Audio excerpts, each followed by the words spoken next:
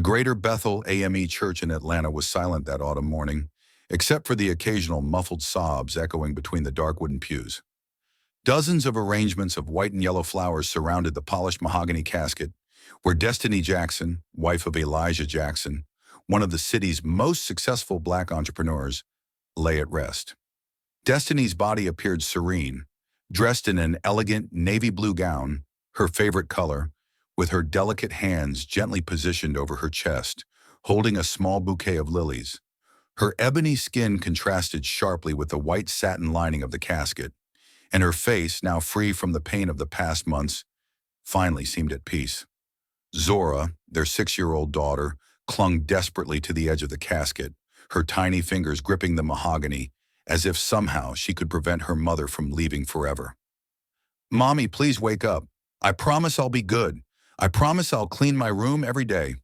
Just wake up, Mommy, please," Zora pleaded with her small voice, choked with tears as they streamed freely down her round cheeks and onto the black dress she had never worn before. Elijah, a tall, broad-shouldered man with dark skin, usually an imposing figure in Atlanta's business circles, now appeared diminished by grief. Dressed in a flawless black suit, he struggled to maintain composure, but his usually bright and sharp brown eyes were now dull and distant, reflecting the void that had taken root in his heart. His strong hands, which had built a tech empire from scratch, trembled slightly as he touched his daughter's shoulder. He knelt down with difficulty, as if every movement caused him physical pain, and gently tried to pull Zora away from the casket. The little girl, her tight curls tied into braids adorned with tiny colorful beads, painstakingly done by Destiny just 2 weeks earlier, initially resisted, clinging even tighter to what remained of her mother. The black dress she wore, hastily bought for the occasion, seemed too large for her frail body, as if the very garment symbolized the weight of loss she could not yet fully comprehend. "Zora, my angel," Elijah whispered in a trembling voice, struggling to find words of comfort while he himself was shattered inside. "Mommy can't wake up anymore, but she's always going to be watching over us from up there, in heaven. She's still here," he said, placing a hand over his daughter's chest, "inside your heart, and no one can ever take that away from you." A flash of memory sliced through Elijah's mind like lightning across the night sky. Sitting in the waiting room of Atlanta's oncology hospital months earlier, when Dr. Simmons, with compassionate eyes behind thin-rimmed glasses, entered holding a folder. The grave expression on the doctor's face had said everything before he even spoke the words that would change their lives forever. "Mr. Jackson, I'm sorry to inform you that your wife's tests revealed advanced pancreatic cancer. The tumor has already spread to the liver and other organs. Normally, we would consider treatment options, but in this case," the doctor had hesitated, adjusting his glasses with visible discomfort. Destiny's voice still echoed in Elijah's mind. "Elijah, I haven't been feeling well these past weeks. It's probably just exhaustion, but maybe I should get a checkup." If only they had found it earlier. If only he had insisted more when she first mentioned that persistent abdominal pain. Maybe. The flash ended as abruptly as it had come, and Elijah found himself back in the present, kneeling beside his daughter before the casket of his beloved wife. "When is Mommy coming back from heaven, Daddy? People who go to heaven can come home again, right?" Zora asked with an innocence that broke the hearts of everyone around. Her large brown eyes, identical to her father's, desperately seeking an answer that could spark some hope in her shattered little world. Close family and friends had formed a protective circle around father and daughter.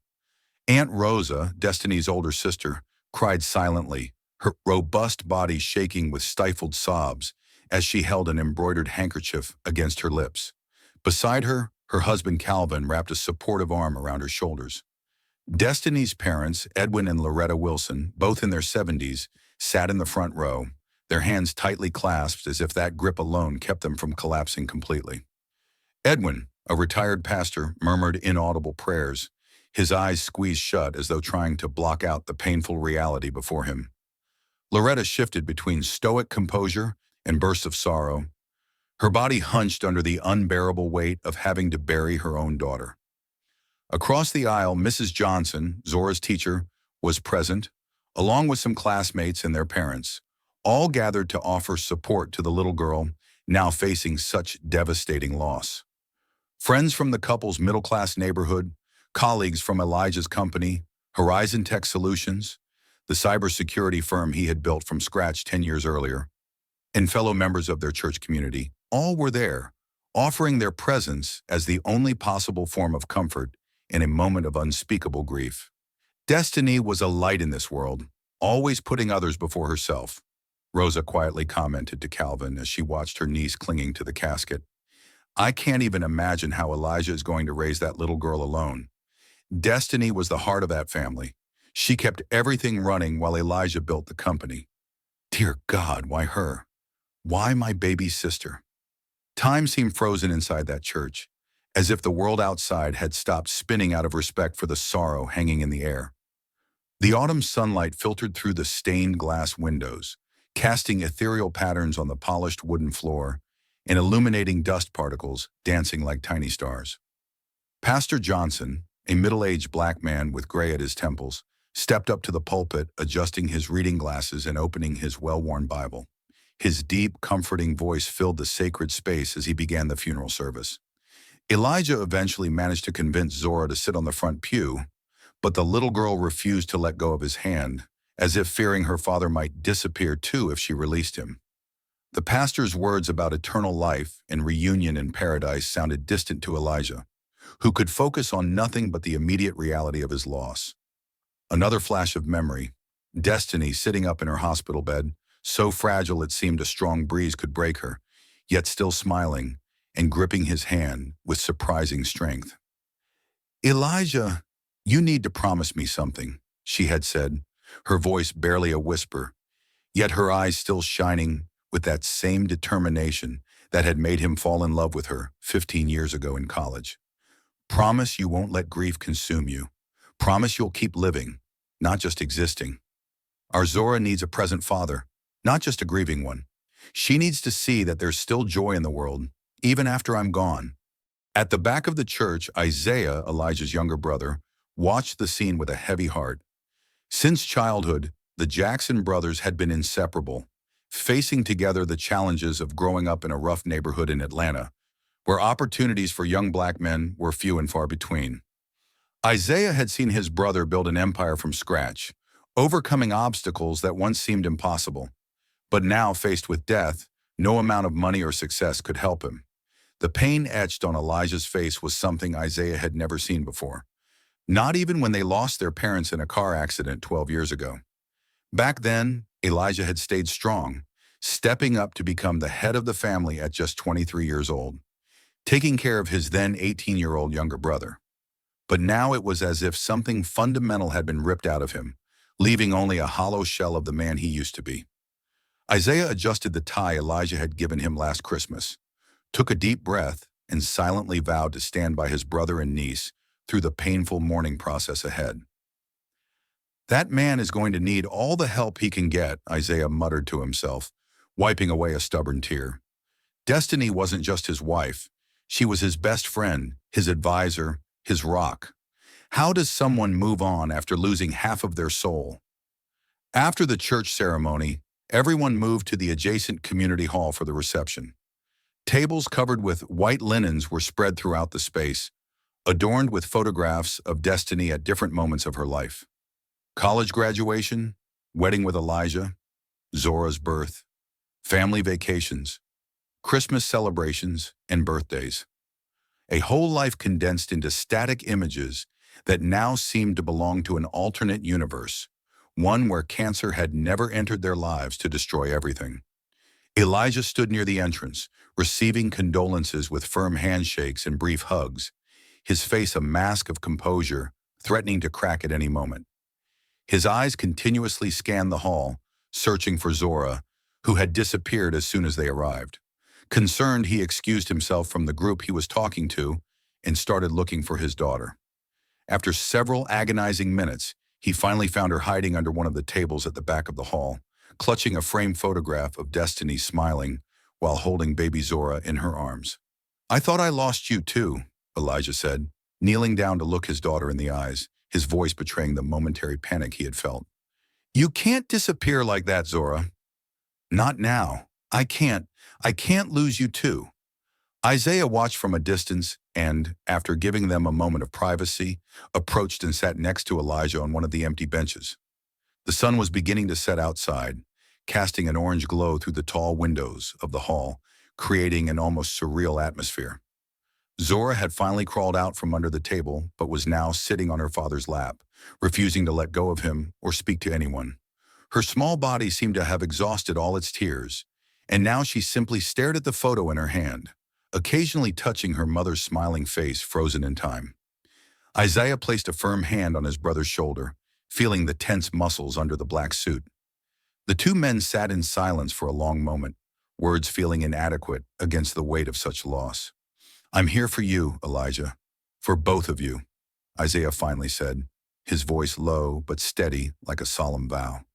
"I don't know what the road ahead looks like, but you're not going through this alone. I'll be by your side to help raise that incredible little girl, just like you stood by me when I needed you most." Outside, the sky grew darker as the guests slowly filtered out, leaving behind only close family and a few intimate friends. Platters of barely touched food remained on the tables. No one had much appetite that day. Rosa approached Elijah and Zora, sitting beside them with eyes red and swollen from crying. She reached out for her niece who, after a moment of hesitation, allowed herself to be embraced. Elijah took the opportunity to stand and stretch his legs, numb from sitting too long with the weight of his daughter on him. His eyes wandered around the room, absorbing the details Destiny would have noticed and commented on. The slightly wilting flowers, the carefully chosen and arranged photographs, the small handwritten cards filled with messages of love and longing left by friends. That's when the reality struck him with full force. She would never walk through their front door again, never wake him with gentle kisses on Sunday mornings, never laugh in that way that made her eyes shine like stars. Destiny was now part of the past, a collection of memories that would have to last a lifetime. "How do I go on without her, Rosa?" Elijah asked in a rare moment of complete vulnerability, his voice barely audible. "How can I be a good father to Zora when I feel so utterly lost and broken inside? Destiny was our compass, our light. How do we find our way in the dark without her?" When it was finally time to go home, Elijah carried a sleeping Zora in his arms. Emotional exhaustion had finally overwhelmed the little girl, who now breathed deeply, her angelic face marked by dry tear tracks. Isaiah drove in silence, occasionally glancing worriedly in the rearview mirror at his brother and niece in the back seat. The Jackson mansion, located in one of Atlanta's most exclusive neighborhoods, had never felt so empty and impersonal as it did that night. The automatic lights flickered on as they entered, illuminating spaces that still held Destiny's presence in every detail. The carefully organized books on the shelves, the lovingly chosen artwork adorning the walls, the white grand piano she used to play on Sunday nights. Elijah carefully carried Zora upstairs, trying not to wake her, and laid her on her bed, still dressed in her funeral black. He didn't have the strength to change her clothes and knew any movement might awaken her to harsh reality again. After covering her with a soft blanket, he stood there for several minutes, watching his daughter sleep, as if trying to memorize every detail of her face. "I don't know how I'm going to do this without you, Destiny," Elijah whispered into the silent room, feeling the weight of the world pressing down on his shoulders. "But I promise I'll try. For her. For you. Even if every breath without you feels impossible." The morning light filtered through the curtains of Elijah Jackson's office, illuminating the wall adorned with awards and recognitions that Horizon Tech Solutions had amassed over the past 2 years. Seated in his leather chair, Elijah scrutinized the financial reports from the last quarter with an intensity that bordered on obsession, as if every figure, every chart could somehow fill the emptiness that still lingered in his personal life. The cybersecurity company was growing rapidly, becoming one of the most respected firms in Atlanta, with clients ranging from Fortune 500 corporations to several government agencies. At 38, Elijah appeared older, silver strands already visible at his temples, and small worry lines creasing his face. Work had become his refuge, his escape from the sorrow that continued to haunt his home life, despite the brave smiles he wore for Zora's sake. The phone rang, pulling him from his thoughts. It was Mrs. Parker, his faithful secretary for nearly a decade. "Mr. Jackson, just a reminder that you promised to leave early today for Zora's school presentation at 5 o'clock," said the woman, her voice gentle yet firm, fully aware that her boss tended to lose track of time when immersed in reports.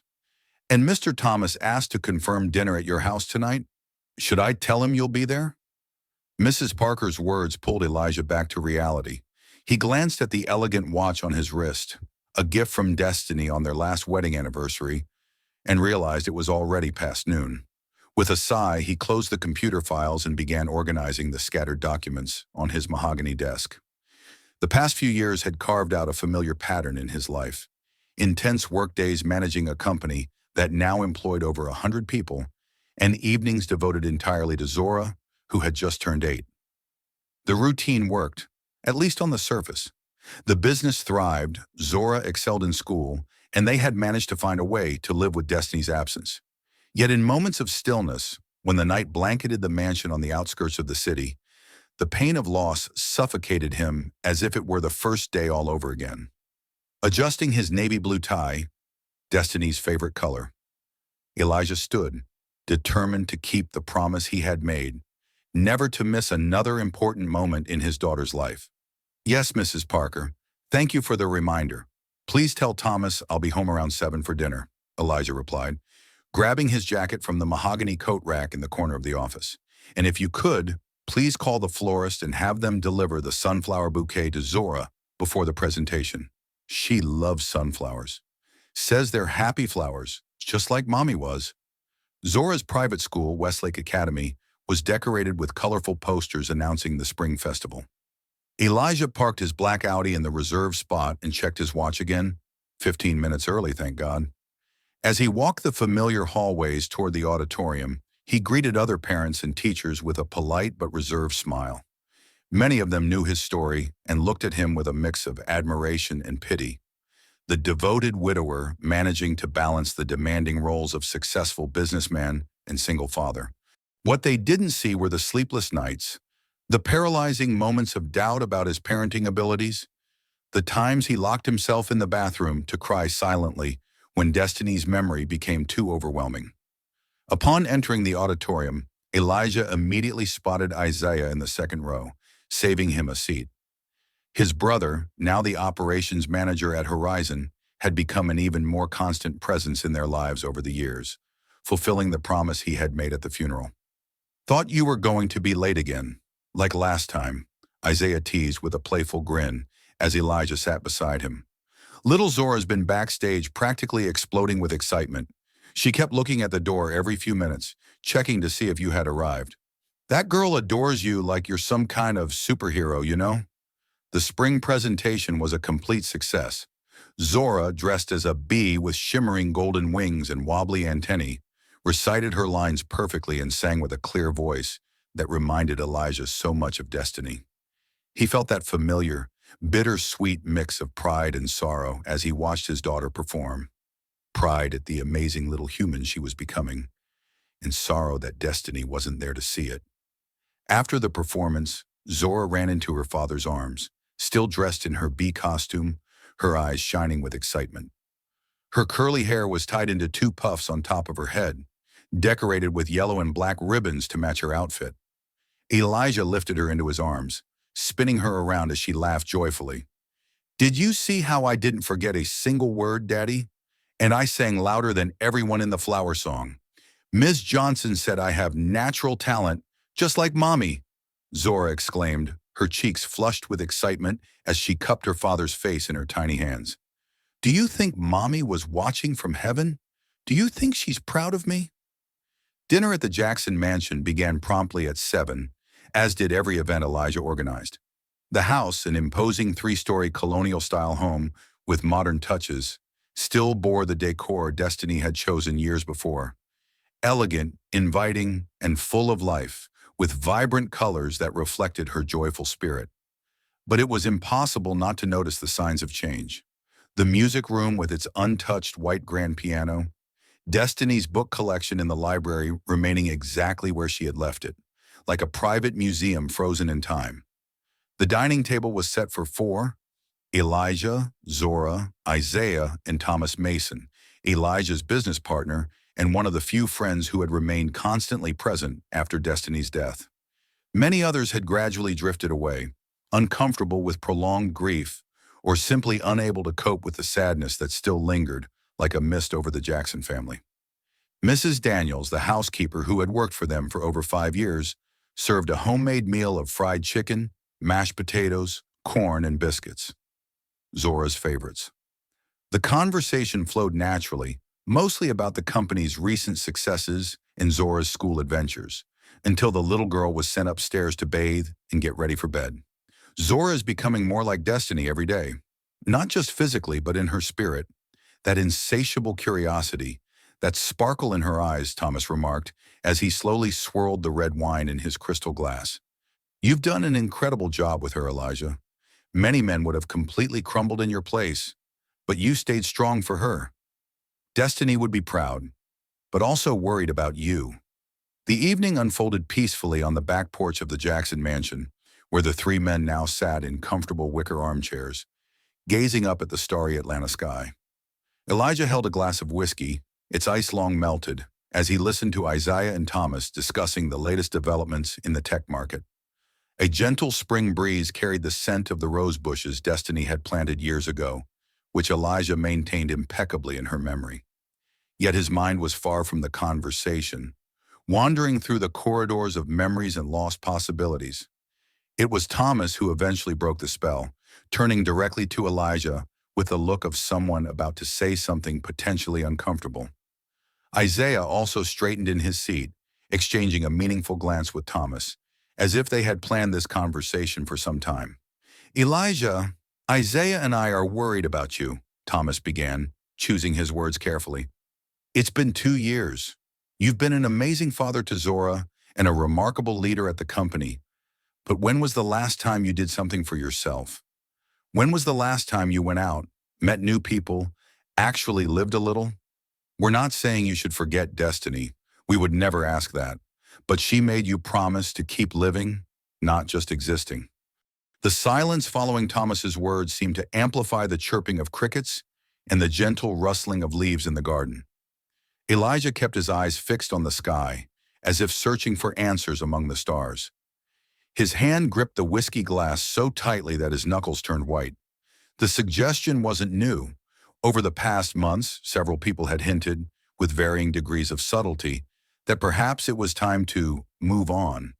But move where, when his heart still seemed anchored in the past? The idea of being with another woman, of making space for someone new in his life, felt almost like a betrayal to Destiny's memory. And yet, on the loneliest nights, he couldn't deny that he missed having someone by his side, someone to share life's burdens and joys with. Isaiah leaned forward, placing a comforting hand on his brother's shoulder. Elijah, no one's asking you to erase Destiny from your life or from Zora's, Isaiah said gently, his eyes reflecting the understanding of someone who intimately knew his brother's pain. But think about what it would mean for Zora to grow up with a mother figure again, someone who could help her understand things we, as men, just can't explain well. Destiny wouldn't want the two of you to spend the rest of your lives frozen in time, waiting for someone who can't come back. Months had passed since that conversation on the porch, and Isaiah and Thomas's words had planted a seed that, reluctantly, had begun to sprout. The annual Cancer Research Fundraising Gala was an event Elijah could not miss, not only for business connections, but also because of a silent promise he had made to Destiny to support the cause that had taken her life. The Ritz-Carlton ballroom sparkled with golden lights and elaborate arrangements of white flowers. Men in impeccable tuxedos and women in dazzling evening gowns chatted animatedly, champagne flutes in hand, as the orchestra played softly in the background. Elijah moved through the room, exchanging greetings and brief conversations, when his eyes fell upon a woman he didn't recognize. Tall, blonde, wearing a red dress that dramatically contrasted with her fair skin. Something about her captured his attention immediately, perhaps the way she moved with natural grace, or the sincere laughter she offered to the elderly gentleman she was speaking with. Thomas, standing beside Elijah, noticed his gaze and smiled discreetly. That's Ashley Collins, the new head of the pediatric wing at Atlanta Memorial. Thomas commented casually, as if offhand. I heard she revolutionized pediatric cancer treatment at a hospital in Boston before transferring here 2 months ago. Want me to introduce you? My wife met her at a charity event last week and was very impressed. The next few months brought a new dynamic into Elijah's life. After that initial meeting at the gala, he and Ashley started seeing each other regularly. First casual lunches to discuss potential partnerships between Horizon and the hospital, then dinners where conversations naturally drifted toward more personal topics, until Elijah found himself eagerly anticipating her morning messages and the meetings that no longer needed professional excuses. Ashley was unlike anyone Elijah had met since Destiny, intelligent, compassionate, outspoken in her views, and possessing a sharp sense of humor that often caught him off guard, drawing genuine laughter from him for the first time in years. She understood his pain, not just professionally as a doctor, but personally, having lost her father to cancer as a teenager. She never pressured Elijah to talk about Destiny when he wasn't ready, but also didn't treat the subject as taboo when he felt like sharing memories. Over time, Elijah found himself telling Ashley about the first time he met Destiny in college, how she had transformed his life with her unshakable optimism about the day Zora was born, and how Destiny had sung to their newborn daughter for hours on end. Instead of feeling guilty for sharing these memories, Elijah found a strange comfort in how Ashley listened intently, as if she were meeting Destiny through his words.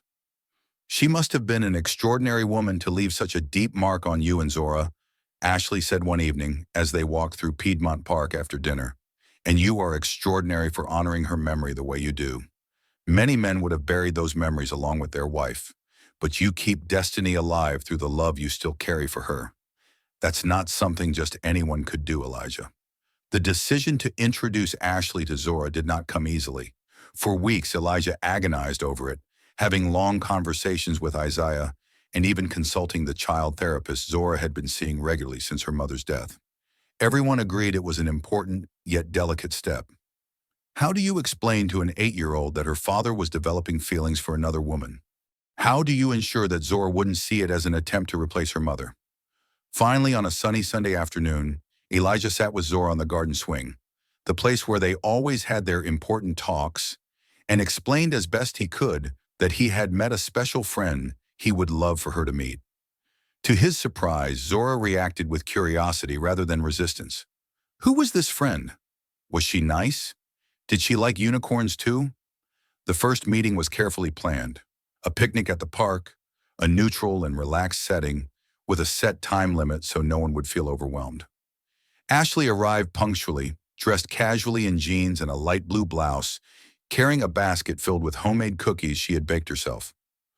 Zora watched her closely for the first few minutes, responding politely to questions, but maintaining an emotional distance. Daddy said you're a doctor for sick children, Zora finally commented, looking directly at Ashley with that disconcerting frankness typical of children. Were you able to save all of them? Mommy was sick, and the doctors couldn't save her. Was it because they weren't as good as you? The following week saw a series of carefully planned outings, trips to the zoo, afternoons at the Science Museum, cozy movie sessions at home with popcorn. Ashley never tried to force a connection with Zora, respecting the girl's space and allowing their relationship to grow naturally.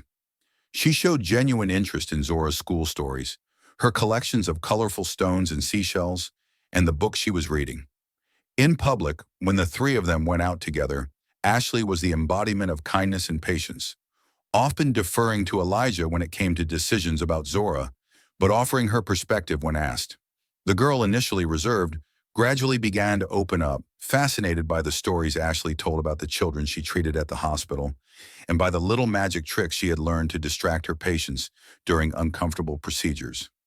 Elijah watched this growing bond with a mix of relief and gratitude, feeling that perhaps, at last, they were finding a way forward. She's not like I thought Daddy's girlfriend would be, Zora confided to Isaiah one afternoon when he picked her up from school while Elijah was stuck in a meeting. I thought she would try to act like my new mommy, but she's just trying to be my friend, and she knows a lot of cool stuff about stars and planets. Did you know she can point out all the constellations in the sky? Just like Mommy used to do with me. But not everything was as it seemed. One afternoon, about a month into their regular visits, Elijah was urgently called to Horizon to deal with a possible security breach. Ashley, who was spending the day with them, offered to stay with Zora until he returned. It was the first time the two of them were alone together without Elijah's reassuring presence. At first, everything seemed fine. They baked cookies together in the spacious kitchen, then settled in the living room to watch a movie Zora had chosen. It was during a bathroom break that Zora, returning quietly, caught Ashley on the phone in the hallway, speaking in a tone entirely different from the one the girl was used to. Cold, calculated, almost unrecognizable. "Everything is going exactly as we planned," Ashley was saying in a low voice, constantly checking to make sure no one was around. "He's completely hooked, and the girl is finally letting her guard down. A few more weeks, and I'll be fully integrated into their routine, with full access to the house and their inner circle. I've already gathered valuable information about the company's security protocols during our dinners. He has no idea how much he gives away when he's trying to impress me." The transformation was immediate and unsettling. As soon as Zora made a small noise to announce her presence, Ashley quickly ended the call and turned back into the warm, charming woman she always appeared to be, smiling sweetly as if nothing had happened. But something had shifted irreversibly in Zora's gaze, now filled with cautious confusion. In the days that followed, the girl began to notice other disturbing details. How Ashley subtly discouraged Elijah from spending one-on-one time with her, how she accidentally knocked over and broke a framed photo of Destiny when only the two of them were in the room, how her behavior changed drastically when Elijah left the room, shifting from affectionate to indifferent or even hostile within seconds. "Do you really think your father has time for your nonsense?" Ashley whispered one afternoon when Zora asked for help with a science project while Elijah was on the phone in his office. "He's a busy man, running an important company, and you're bothering him with insignificant things. No wonder he looks so tired lately." The aroma of roasted chicken with rosemary and lemon filled the kitchen of the Jackson mansion as Mrs. Daniels put the final touches on dinner. Zora helped set the dining table, carefully placing the silverware and white linen napkins just the way her mother used to do for special occasions. Her small fingers worked with meticulous precision, as if the perfection of the table could somehow guarantee the evening would go smoothly. It had been months since Ashley Collins had entered their lives, and with each passing day, Zora felt a growing heaviness in her heart. The woman's cruel words when they were alone, the icy looks that clashed so starkly with the warm smiles she showed Elijah, the daily small humiliations, all of it had piled up like stones in a lake, sinking the joy that had slowly begun to return to the house after years of mourning. The most painful part, however, was seeing how happy her father seemed again, smiling more, humming while getting ready for work, making plans for the future. How could she take that away from him? How could she risk destroying this new happiness, even knowing it was built on a lie?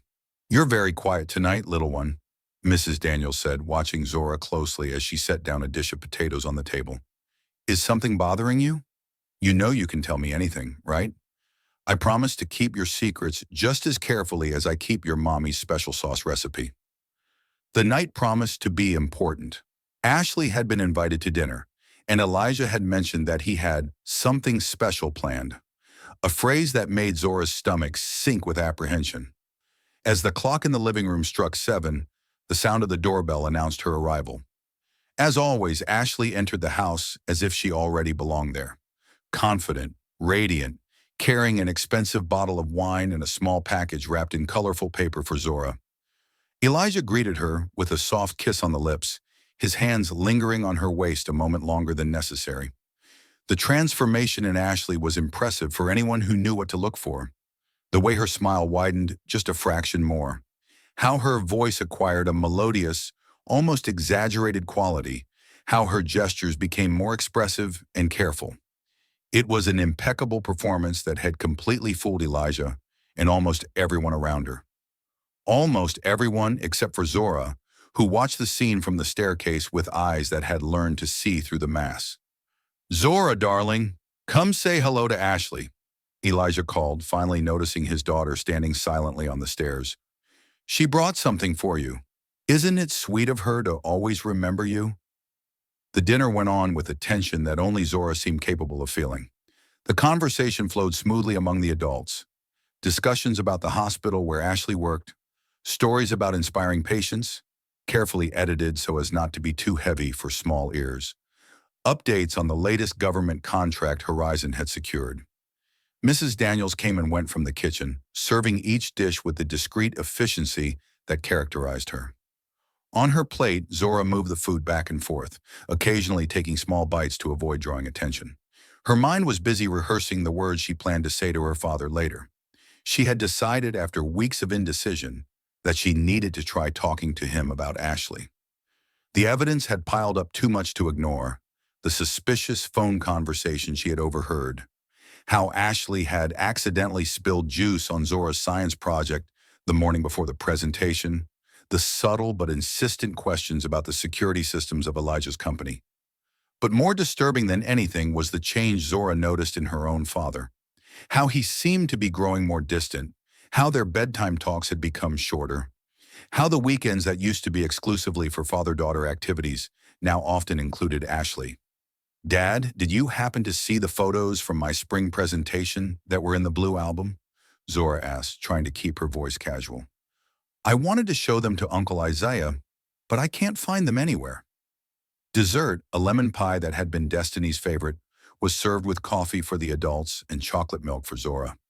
It was during this more relaxed moment, with dinner formally concluded, that Elijah cleared his throat and gave Ashley a meaningful look. She returned it with a radiant smile, placing her hand over his on the table. Zora's heart raced, feeling that something important was about to happen.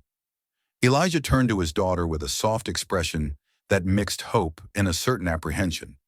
Zora, darling, Ashley and I have been talking about something important, and we want to know what you think, Elijah began, carefully choosing his words.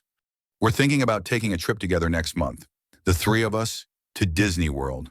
A long weekend, just to have fun and, well, spend more time together as a family. What do you think? The word family hit Zora like a punch in the stomach. She looked from her father to Ashley, who wore an expectant, charming expression, her blue eyes shining with what anyone would interpret as genuine enthusiasm. But Zora knew another side of those eyes, the icy blue that stared at her when Elijah left the room, the barely concealed disdain when she was criticized for her drawings or school performance. The prospect of spending entire days trapped with Ashley, of sharing moments that should be magical with someone she feared and distrusted, was simply unbearable. Moreover, Disney World had been Destiny's dream for the family. When Zora turns 8, we'll take her to meet all the princesses, her mother had promised. Now that promise would be fulfilled not by her mother, but by this stranger who had infiltrated their lives. Can we talk about this after dinner, Dad? Zora replied finally, struggling to maintain her composure. I have some questions I'd like to ask. Just the two of us. Mrs. Daniels cleared the dessert plates while Ashley offered to help with the coffee, an offer the housekeeper accepted with a polite but reserved smile. There was something in the way the elderly woman watched Ashley that suggested she too might have her suspicions, although she had never voiced them. With both women busy in the kitchen, Zora saw her opportunity. She gently tugged at the sleeve of her father's shirt, signaling that she wanted to talk to him privately. Elijah, always attuned to his daughter's signals, even with all the recent changes, followed her into the adjacent living room. They sat side by side on the brown leather couch that had been Destiny's favorite, where she used to read stories to Zora every night. The girl took a deep breath, gathering all the courage she could. Dad, I need to tell you something important about Ashley, Zora began, her voice small but determined. When you're not around, she's different with me. She's not as nice as she seems. She says bad things, makes me feel like I'm in the way, like I'm not important. Elijah's face passed through a series of emotions in quick succession. Surprise, confusion, concern, and finally something resembling understanding, but not the kind Zora had hoped for. He sighed deeply, running a hand through his short hair already speckled with gray, a habit he had when he felt uncomfortable. The eyes that turned toward her were gentle, but there was something in them that made her realize with a pang in her heart that he didn't really believe what she was saying. He took her hands in his, much larger, and squeezed them gently, as he did when he wanted to convey something important. "Sweetheart, I know it's hard seeing someone else in Daddy's life after Mommy," he said softly, almost repeating exactly what Zora feared he would say. "I understand that this may feel scary, like I'm trying to replace Mommy, but that's not it. No one could ever take her place in our hearts. But Ashley is trying. You need to give her a chance. She just wants to be your friend, to be part of our lives.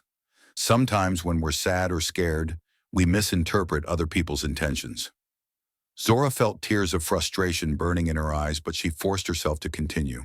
She needed to make her father understand. She needed him to see beyond the charming facade that Ashley had so carefully built.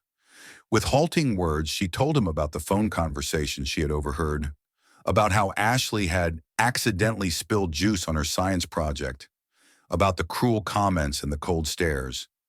But with each new revelation, Zora could see her father's expression growing more concerned, not for Ashley, but for her. He looked at her as if she were making up stories, as if she were exaggerating minor incidents out of jealousy or insecurity. The realization that her own father, the person who had always believed in her, who had always been her safe harbor, was now doubting her word was devastating. "Zora, these are very serious accusations," Elijah finally said, his tone now firmer. "Ashley is a respected doctor who dedicates her life to helping sick children. She has been nothing but kind and considerate to us. The incident with your science project was an accident. She was devastated and even helped you redo it, remember? As for the call you think you heard, sweetheart, are you sure you understood correctly? Maybe she was talking about a patient or some hospital project." Before Zora could respond, the sound of high heels on the wooden floor signaled Ashley's arrival into the room. As if she had a sixth sense for moments of vulnerability, she appeared right at the critical point of the conversation. Her radiant smile lit up her perfect face as she carried a tray with 2 cups of coffee and a small package wrapped in colorful paper. Her blue eyes immediately took in the scene, Elijah with a worried expression, Zora with restrained tears, and for a brief moment, something dangerous flashed in those eyes before it was replaced with a maternal concern so convincing that even Zora almost doubted what she had seen. "I hope I'm not interrupting anything important," Ashley said melodiously, placing the tray on the coffee table. "But I couldn't wait to give this to you both. Elijah, this is for you. Something to celebrate 1 month since our first official dinner. And Zora, sweetheart, I picked this just for you. I hope you like it." The small package Ashley handed to Elijah contained an elegant wristwatch, while the one for Zora revealed a delicate silver chain with a star-shaped pendant, studded with tiny sparkling stones. It was beautiful, exactly the kind of thing any 8-year-old girl would adore. Zora looked at the gift, torn between admiration for its beauty and suspicion about the intentions behind it. Elijah, however, was clearly charmed by the gesture, and the look he gave Ashley was filled with something Zora hadn't seen in years, a mix of gratitude, admiration, and something deeper that she was too young to name, but old enough to recognize. "Ashley, it's beautiful. You didn't have to," Elijah began, but was interrupted by the shrill sound of his phone. He glanced at the screen with an apologetic expression. "It's Isaiah. It must be about the new contract. I need to take this. Sorry. I'll be right back." As soon as Elijah left the room to take the call, Ashley's transformation was instantaneous and terrifying. The warm smile evaporated like dew under the scorching sun, replaced by an expression of cold satisfaction. She leaned toward Zora, making sure to keep her voice low enough so it wouldn't be heard from the hallway where Elijah was talking on the phone. Her blue eyes, now hard as ice, fixed on Zora's with an intensity that made the girl instinctively recoil. "Your father will never believe you over me," Ashley whispered coldly. "Don't waste your breath. I'm already in his head, in his heart, and soon I'll be legally in his life. You're just a small obstacle I'll have to tolerate, for now." The threat made Zora shudder. Before she could respond, Elijah's footsteps signaled his return, and instantly Ashley recomposed her mask of adoration. The gentle smile and warm eyes returned with mechanical precision. She put an arm around Zora's shoulders in what seemed like a loving gesture, but the girl felt the excessive pressure of Ashley's fingers on her shoulder. Elijah entered the room, unaware of what had just happened. "Good news! The contract with the Department of Defense has been approved," he announced excitedly.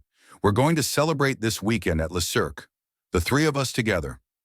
Later that night, Zora gazed at the stars through her bedroom window. The star pendant remained untouched on her nightstand. Silent tears slid down her cheeks as she felt completely alone. Her father, the person she trusted most, hadn't believed her. Zora knew there was something deeply wrong with Ashley.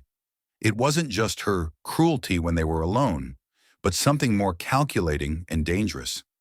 The seemingly casual questions about the Horizon contracts, the interest in the security codes for the mansion, the insistence on being involved in every family activity, as if she were carefully mapping out their lives. "Mom, what do I do now?" Zora whispered to the photo of Destiny on her nightstand, the moonlight reflecting off the frame's glass. "He doesn't believe me. No one believes me. And I'm scared of what will happen if she stays here." The Jackson mansion was in full frenzy with preparations for the wedding that was to take place in just a month. A team of decorators, florists, and event organizers moved through the rooms, transforming the elegant residence into a real-life fairy tale set.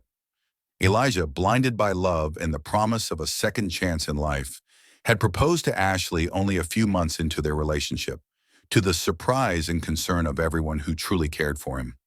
Isaiah had tried to suggest that it might be too soon, that maybe they should get to know each other better before taking such a definitive step, but Elijah refused to listen. "When you know, you just know," he had replied with the certainty of a man who believed he had found his way again after years of wandering in the dark. The wedding date had been set with unusual haste, Ashley insisting that there was no reason to wait, that life was too short to delay happiness. And so, within weeks, invitations had been sent, services booked, and a prenuptial agreement drafted at Thomas's advice, one of the few points where Elijah had stood firm despite Ashley's subtle protests, which she yielded to with an understanding smile that concealed a cold rage. "Dad is making the biggest mistake of his life, and there's nothing I can do to stop it," Zora whispered to herself as she watched from her bedroom window, the movers unloading elaborate arrangements of white flowers. "Why can't anyone else see through her the way I do?" That Saturday afternoon promised to be particularly busy at the mansion. Ashley had arranged a meeting with the decorating team to finalize the details of the ceremony and reception, and the house was filled with strangers moving around with clipboards and fabric samples. Zora, feeling invisible as had become her normal state in this house that was once her sanctuary, wandered the halls like a little ghost, avoiding Ashley and her falsely sweet actions in front of others. Elijah was in his office, reviewing some important documents related to the new government contract, and had requested not to be disturbed for the next few hours. Even the loyal Mrs. Daniels was busy in the kitchen, discussing the reception menu with the chef hired for the event. The loneliness Zora felt was almost physical, a weight on her small shoulders that seemed to grow heavier with each passing day as the wedding approached. Exhausted from pretending to smile and from trying in vain to warn the adults about Ashley's true character, she decided to retreat to her secret spot, a small space between the back stairs and the pantry, where a niche had accidentally formed during the mansion's last renovation.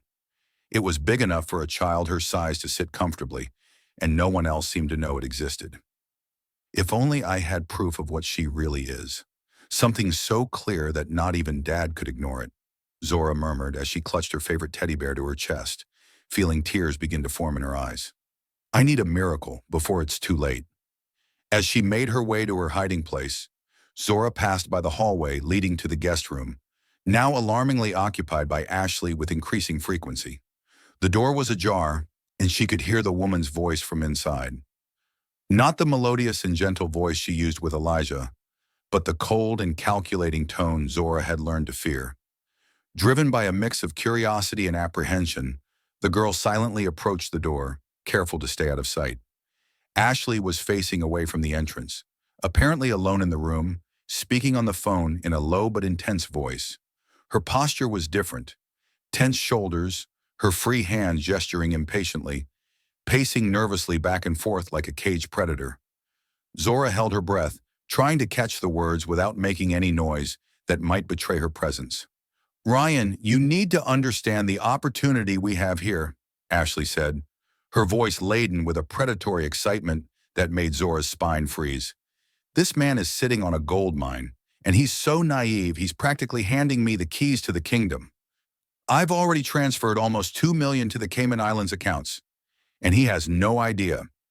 The idiot is so busy making puppy eyes that he hasn't noticed the small inconsistencies in the financial reports I altered." The revelation hit Zora like a lightning bolt. Her worst fears not only confirmed, but revealed to be even more terrible than she had imagined.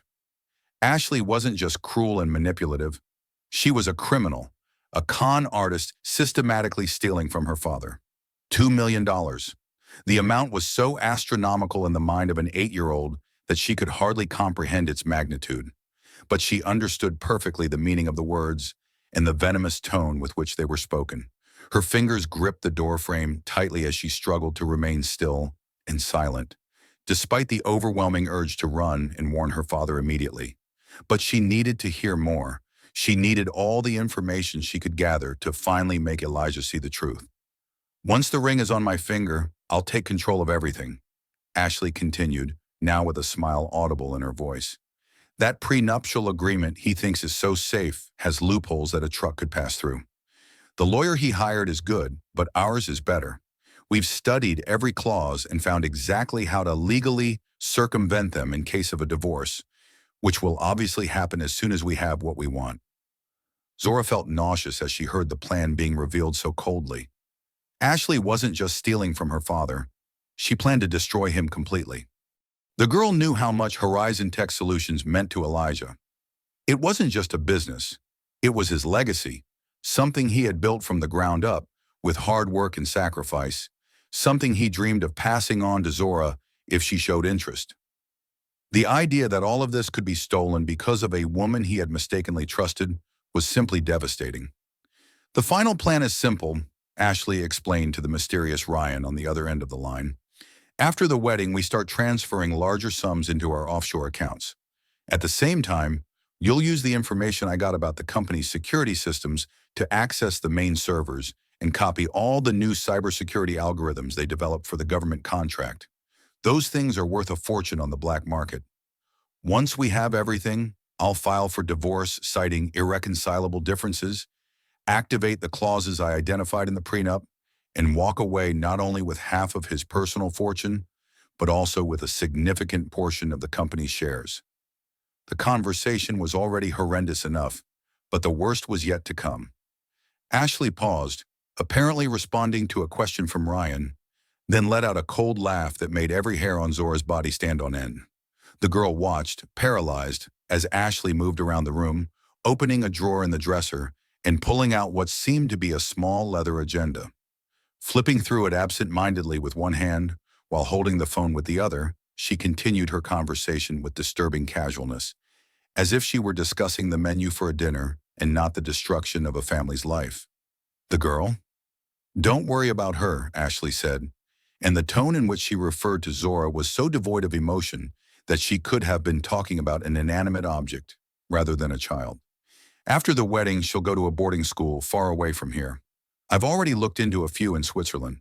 Elijah thinks it's because they're prestigious and will give her a global education. But the truth is, it's just to keep her out of the way. The less she's around making her annoying little accusations, the better. Once I'm legally her stepmother, I'll have a lot of influence in decisions about her." The horror Zora felt in that moment transcended anything she had ever experienced in her young life, including the loss of her mother. The pain of Destiny's death had been devastating, but it was a natural pain, part of the flow of life, even if prematurely interrupted. What Ashley was planning was something entirely different. It was calculated evil, the intentional destruction of life as Zora knew it. Not only was her family and financial security at risk, but now she discovered there were plans to send her away, to separate her from her father, the only person she had left in the world. Panic began to take over her small body, her breath becoming shallow and quick, her hands trembling uncontrollably against the doorframe. It'll all be ready in 2 months at most, Ashley continued, seemingly concluding the conversation. We'll keep in touch through the secure channel we've set up. Don't call this number again unless it's absolutely necessary. And remember, Ryan, when this is all over, we'll be rich enough to never have to work another day in our lives. Our biggest con finally pulled off.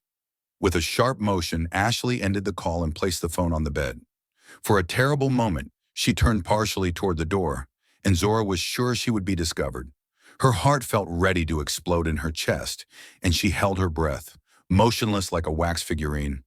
But Ashley didn't notice the small shadow in the crack of the door. She was too busy smiling to herself, admiring her reflection in the full-length mirror in the corner of the room. With studied gestures, she recomposed her expression, transforming her cruel smile into something sweet and innocent, softening her hard eyes into a gentle gaze, adjusting her posture to appear more welcoming and less predatory. It was like watching a chameleon change its color, and the transformation was so complete that for a brief moment, even Zora, who knew the truth, almost believed the ruse. Almost. Just one more month pretending to be the sweet, loving doctor, Ashley murmured to her reflection, practicing the charming smile. You got this, Ashley. Or should I say, Claire Donovan? The unfamiliar name echoed in Zora's ears like a new and shocking development. Claire Donovan? Who was this person? Was Ashley Collins not her real name? The revelation opened up a new set of possibilities and questions in the girl's mind. If Ashley had lied about something as basic as her own name, what else could be false? Her past as a renowned doctor in Boston, her professional credentials, her supposed work at the hospital in Atlanta? Zora's head spun with the implications, but one thing was absolutely clear. She needed to act, and fast. With extreme care, she silently stepped away from the door, one step at a time, until she was at a safe distance to run. Her bare feet barely made a sound on the soft carpet of the hallway as she headed toward the only place where she could organize her thoughts and decide her next move, her secret hideaway. Claire Donovan. She's not even who she says she is, Zora whispered to herself, trembling as she curled up in her small nook. I need to find out who this woman really is before it's too late. Safe in her hiding spot, Zora hugged her knees to her chest, trying to calm her breath and organize the thoughts that were racing through her mind. The fear she felt was no longer just for herself, but for her father and everything he had built. She knew she needed a plan, something better than just running to Elijah with accusations that he would most likely dismiss again. The conversation she had just overheard was the proof she had been looking for, but without a recording or some concrete evidence, it would be her word against Ashley's. A scenario that had already proven ineffective in the past. No, this time she needed to be smarter, more strategic. She needed to gather evidence that even her blindly in-love father couldn't ignore. But how could an 8-year-old girl take on a professional con artist like her? For a moment, despair threatened to consume her completely. Mom always said that even the toughest problems have a solution. We just have to look at them from the right angle, Zora murmured, squeezing her stuffed bear with renewed strength. And now, more than ever, I need to find that angle before it's too late for all of us. A light rain fell over Atlanta as Zora got up after a restless night's sleep. The name Claire Donovan echoed in her thoughts as she prepared for the day. The conversation she had overheard had changed everything. It was no longer a matter of jealousy, but a battle for the safety of her family and her father's legacy. As she tied her curly hair into a ponytail, Zora made a decision beyond her 8 years. She would investigate Ashley Collins, or rather Claire Donovan, and gather undeniable proof. If no one is going to believe what I say, I'll show them the truth in a way no one can ignore, she murmured to her reflection, adjusting her school uniform with determination. Mom always said that the truth rises to the surface, like oil in water. At breakfast, Zora watched her father reviewing documents with a worried expression. When Mrs. Daniels asked if something was wrong, he forced a smile, mentioning an issue with the company's financial system. Zora felt a spark of hope. Maybe it was the embezzlement Ashley had mentioned on the phone. You look worried, Dad, she commented, spreading jelly on her toast. Is it about the wedding? I heard brides and grooms get stressed before the big day. With the house empty after Elijah left for work, it was the perfect moment. Instead of going to class, Zora waited for the driver to leave and took the public bus back home, something she had never done alone. Each stop increased her anxiety. Every unfamiliar face seemed like a potential informant who could alert her father about her escape. If anyone calls Dad saying I'm not at school, everything will be ruined, Zora thought nervously, sinking into her seat on the bus and pulling her cap further down over her face. But I have no choice. If I don't do this today, it might be too late for all of us. Arriving in her neighborhood, Zora got off the bus and quickly walked through the tree-lined streets, being careful not to be seen by curious neighbors or security personnel who occasionally patrolled the area. The rain had intensified, providentially providing an extra layer of anonymity as she snuck around the back of the property, using the small gap in the back wall she had discovered years ago during her childhood games. Soaked but determined, Zora reached the back door that led into the laundry room. The only entrance she knew was always unlocked during the day to allow Mrs. Daniels to move laundry between the house and the external annex. Inside the mansion, she could hear the distant sound of a vacuum on the upper floor, indicating that the housekeeper was busy with her routine chores. Moving silently like a cat, Zora tiptoed through the kitchen and hallway, stopping every few meters to listen for any sound that might indicate Ashley's presence. If she catches me here when I should be at school, she'll know immediately that I'm up to something, Zora whispered to herself, her heart pounding against her ribs. I need to be smarter than her, more careful, quieter. The guest room that Ashley had practically taken over in the last few months was silent, and from what Zora could see through the crack of the half-open door, empty. Gathering all her courage, the girl slipped inside the room, quietly closing the door behind her. The expensive, invasive perfume of Ashley lingered in the air, a mix of jasmine and vanilla that Zora had learned to associate with deceit and danger. The king-size bed was perfectly made, the vanity covered with an intimidating array of expensive beauty products, and on the desk in the corner rested a silver laptop, the same one Ashley frequently used to work on hospital records during the nights. Zora knew she was entering forbidden territory, violating someone's privacy in a way her mother would certainly disapprove of. But this wasn't a normal situation, and conventional rules didn't apply when her family was under threat.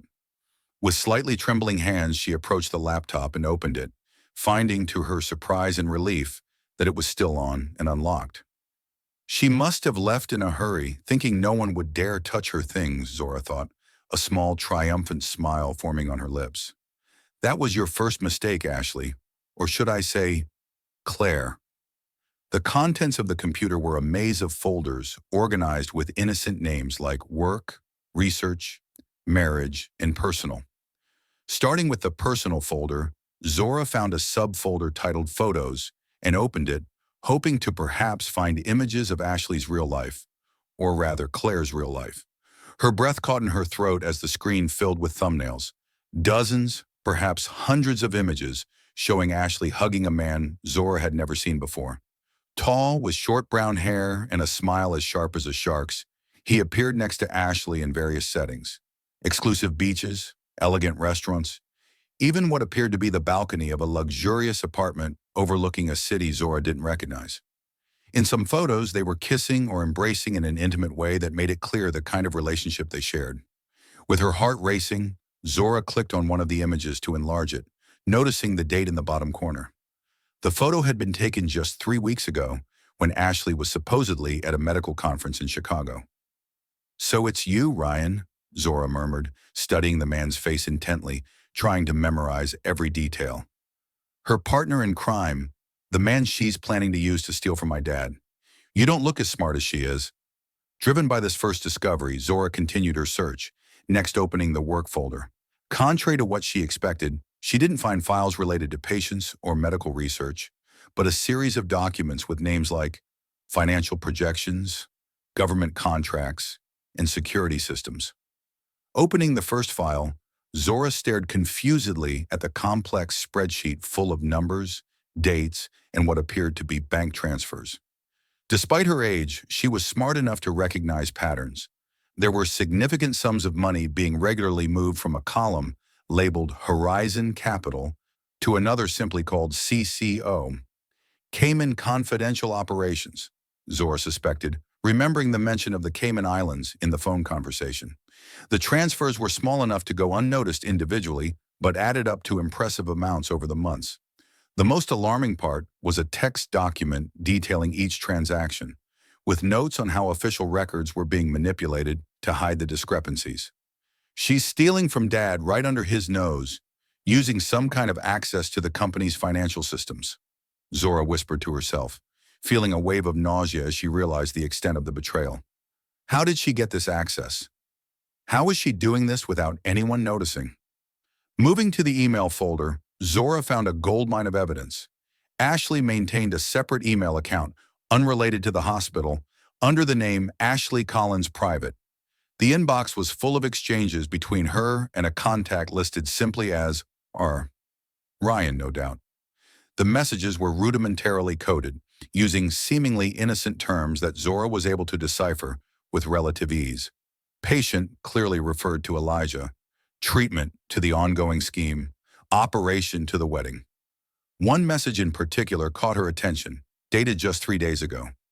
Operation in final stage. Patient fully cooperative. Treatment progressing beyond expectations. Transfer number 7 completed successfully. Preparing documentation for full acquisition post-procedure.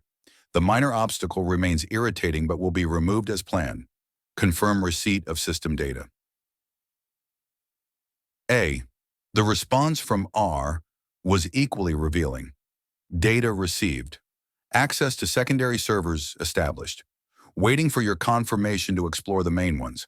The buyer has already shown significant interest in the full package. As for the obstacle, the institution in Switzerland is confirmed for September. 3 weeks after the main procedure, it will all be resolved. They are talking about me, Zora realized, a chill running down her spine. I'm the lesser obstacle, and they're planning to send me away just 3 weeks after the wedding. In the folder of personal documents, Zora made her most shocking discovery yet. A PDF file titled Identifications contained scans of several passports, driver's licenses, and ID cards, all with the same photo of Ashley but with different names: Claire Donovan, Alexandra Peterson, Elizabeth Marshall, among others. A document that looked like a newspaper clipping showed the headline, "Fraudster Claire Donovan disappears after multi-million-dollar scam against Chicago businessman." The photo accompanying the article showed a slightly different version of her. Darker hair, thin-frame glasses, but unmistakably the same woman. The article detailed how Claire had befriended a recent widower, gained his trust, and stolen approximately $4.7 million before vanishing without a trace. The case had been opened by the Chicago police just 8 months ago, perfectly coinciding with the appearance of Ashley Collins in Atlanta. She's done this before, Zora murmured, feeling a mixture of horror and confirmation. Exactly the same scam, with another man who also lost his wife. She's a predator looking for vulnerable people like Dad. The distant sound of a door closing downstairs froze Zora in place. With her heart almost leaping out of her throat, she checked the clock on the nightstand. 11:40. Ashley should have still been at the hospital until at least noon, which meant she had returned earlier than expected. Panicking but maintaining her composure, Zora quickly grabbed her phone, a recent gift from Elijah for emergencies, and started photographing the most crucial evidence. The newspaper headline, some of the fake ID cards, the emails, the bank statements showing the embezzlements, and some of the photos with Ryan.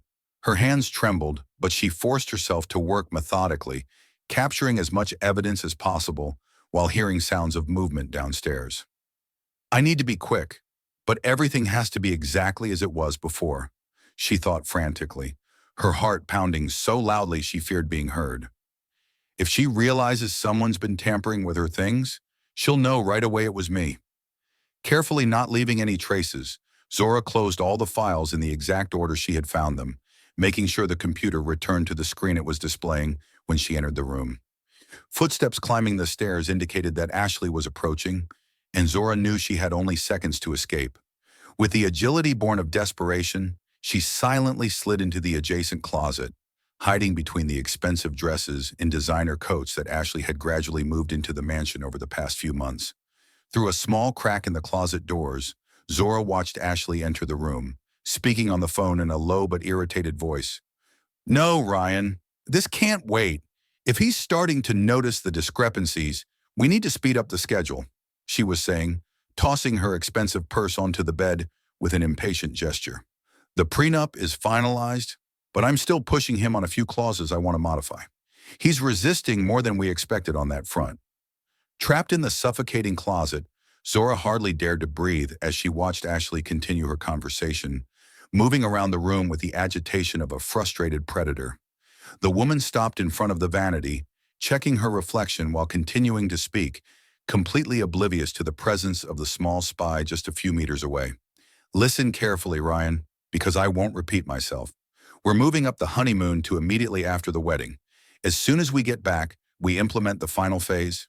We don't have time to work gradually anymore. He's getting suspicious." She paused, listening to the response on the other end. "Yes, obviously. The girl will go to a boarding school as soon as we return, even if I have to make up some story about behavioral problems or the need for specialized educational intervention. I already have the documents almost ready." While her potential stepmother continued detailing her sinister plans, Zora remained absolutely still in the closet, despite the sweat running down her back and the tingling in her legs from the uncomfortable position. Her mind was racing, processing the new information and adjusting her own plan. Time was running out faster than she had anticipated.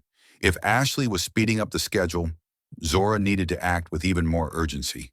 The conversation went on for a few more agonizing minutes, with Ashley eventually ending the call and leaving the room, apparently to check something in Elijah's office.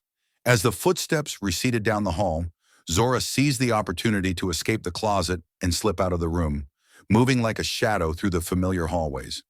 "Now I have proof," Zora thought, her small body trembling with adrenaline as she found a safe way out of the house without being seen.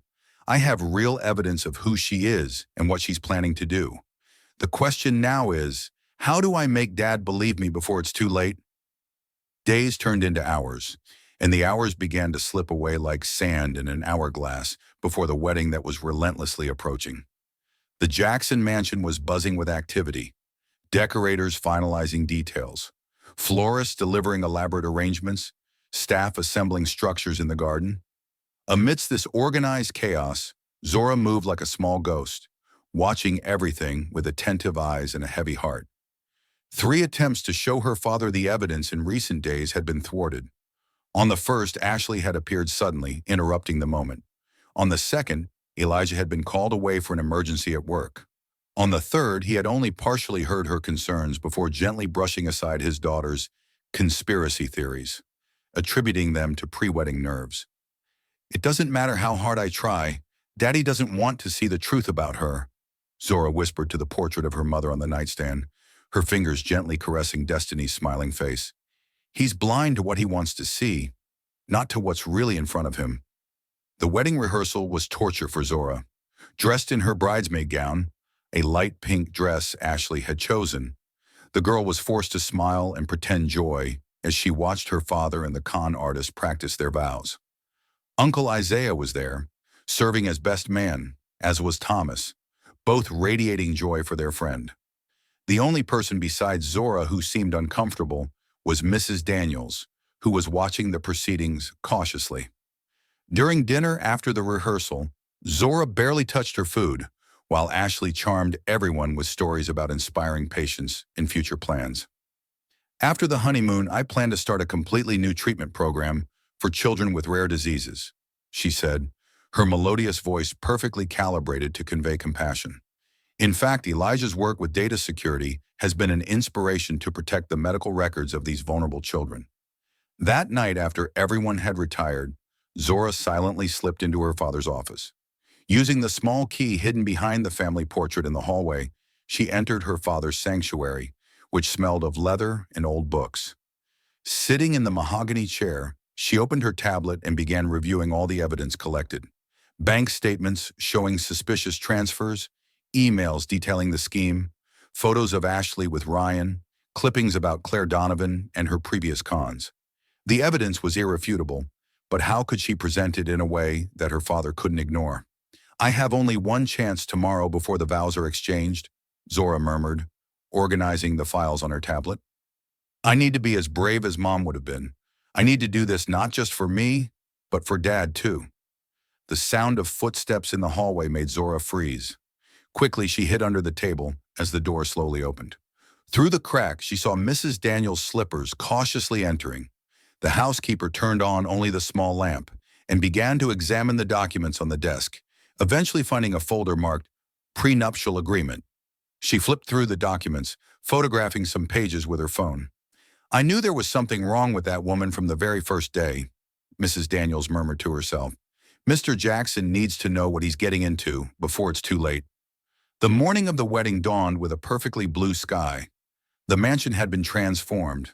The backyard garden displayed rows of white chairs, a floral arch marked the vow exchange spot, and a huge white tent awaited the reception. Zora woke up early, her sleep having been restless. Today would be her last chance. Grabbing her tablet, she checked all the evidence once again. She had made a decision during the night. She wouldn't wait until the last moment. She would try one last direct approach with her father before the madness of the day began. I can't fail this, Zora said to herself as she dressed. Mom always said that the truth is like water. It always finds a way, no matter how many obstacles are placed. Walking down the hallway to the master bedroom, Zora knocked softly. There was no answer. The room was empty, the bed already made. Going downstairs, she heard voices coming from the office, her father and Mrs. Daniels. There was urgency in the tone that caught her attention. Mr. Jackson, I wouldn't be bringing this to your attention if it weren't important, especially today, Mrs. Daniels was saying, her normally calm voice now laden with concern. I've worked for this family for 8 years, and I've never interfered in personal matters before. But this is different. There's something about Miss Collins that's not right. Zora moved closer to the partially open door, careful to stay out of sight. Her father was sitting, a mix of tiredness and irritation on his face, while Mrs. Daniels showed him some photographs, screenshots of the prenuptial agreement. Dorothy, I appreciate your loyalty and concern truly, Elijah responded, his voice controlled but tense. But I can't take vague accusations seriously based on a contract you're not qualified to interpret. Ashley explained the changes. They're just protections for her assets. Mrs. Daniels adjusted her glasses and pointed to specific sections of the documents, her voice taking on an uncommon firmness. Mr. Jackson, I'm not just questioning the contract. There are other things. Suspicious calls I overheard her making, inconsistencies in her stories, the way she treats Zora when you're not around. Mrs. Daniels insisted. I'm not alone in these concerns. Your daughter has been trying to tell you this for months, but you're not listening. Zora was about to enter the office when the sound of high heels in the hall froze her. Ashley had arrived much earlier than expected. Inside the office, both her father and the housekeeper also heard, turning toward the door. Mrs. Daniels quickly hid the photographs in her pocket as Elijah stood up. We'll continue this conversation after the wedding, Dorothy, he said firmly. Today is a day for celebration, not unfounded doubts. Zora barely had time to hide before her father left, followed by Mrs. Daniels, her face showing frustration and resolve. When the adults had disappeared, Zora emerged, her brain working frantically. 2 failed attempts before the day had even started. Time was running out. The house would soon be filled with guests and vendors. If I can't make Dad look at the evidence before the ceremony, I'll have to show it during it, in front of everyone, Zora decided, feeling determination replace her fear. When the officiant asks if anyone has something to say, it will be my last chance. The following hours passed in a blur. Hairdressers, makeup artists, and stylists occupied the main rooms. Zora was groomed, her curls adorned with small white flowers and light makeup applied. Throughout the process, she remained quiet, mentally reviewing her plan. Her tablet was hidden under the mattress, but she had transferred all the evidence to her phone, the device no one would think to take from her during the ceremony. When she finally put on the bridesmaid dress, she looked at her reflection with critical eyes. The dress was beautiful, but her reflection showed more than a little girl dressed up. It showed a child with adult determination in her eyes. You can do this, Zora, she said to her reflection. For Mom, for Dad, for everything our family has built. You will tell the truth, and they will have to listen. The garden had been transformed into a spectacular setting. White chairs were lined up in perfect rows, each decorated with small bouquets. The arch where the couple would exchange vows was covered in white flowers. Guests began arriving on time, all commenting on the beauty of the arrangements and the evident happiness of the groom. Zora watched everything from a window on the second floor, her stomach twisting. She knew that what she was about to do would ruin the day, cause embarrassment and confusion. But allowing the wedding to happen would be much worse. It would mean handing her father over to a criminal. "I have no choice," Zora whispered, her fingers tightening around the phone in the hidden pocket of her dress. "Sometimes the truth hurts before it heals, like Dad always says when I need to get an injection." The Magnolia Hall at the Atlanta Grand Hotel gleamed with a solemn elegance that Saturday afternoon. Lush arrangements of white roses and yellow lilies adorned every column of the vast space, while delicate golden silk ribbons snaked between the central arrangements on the tables set for the reception. Every detail had been meticulously planned to create a perfect setting. The gold Chiavari chairs, aligned in precise rows, the immaculate white carpet dividing the hall into two hemispheres of guests. The string musicians positioned discreetly in the corner, filling the air with the soft notes of Bach and Vivaldi. At the far end of the hall, a majestic floral arch framed the space where the vows would be exchanged, its white flowers symbolizing the new pure. Beginning the event was supposed to represent. Zora remained still near the back entrance, her small hands gripping the bridesmaid bouquet so tightly that some stems began to bend under the pressure. The light pink dress, which had felt suffocating hours earlier, was now barely noticeable as her heart beat against her ribs like a desperate bird trying to escape a cage. She watched the guests enter, executives from Horizon Tech in impeccable suits, doctors from the hospital where Ashley pretended to work, longtime friends of her father, all completely unaware of the elaborate drama they were about to witness. "Is everything ready, Zora?" Mrs. Daniels whispered, quietly approaching the girl from behind, her expression divided between concern and determination. "Remember, no matter what happens today, you're doing what's right. Your mother would be extremely proud of your courage." The minutes dragged on like hours as the hall gradually filled. From her strategic position, Zora could see Uncle Isaiah by the altar, nervously adjusting his bow tie while speaking quietly with Thomas. Both were wearing identical tuxedos with small white roses on their lapels, matching the bouquet Ashley would carry. Aunt Rosa, her late mother's sister, sat in the front row, her face a mask of forced happiness that didn't reach her eyes.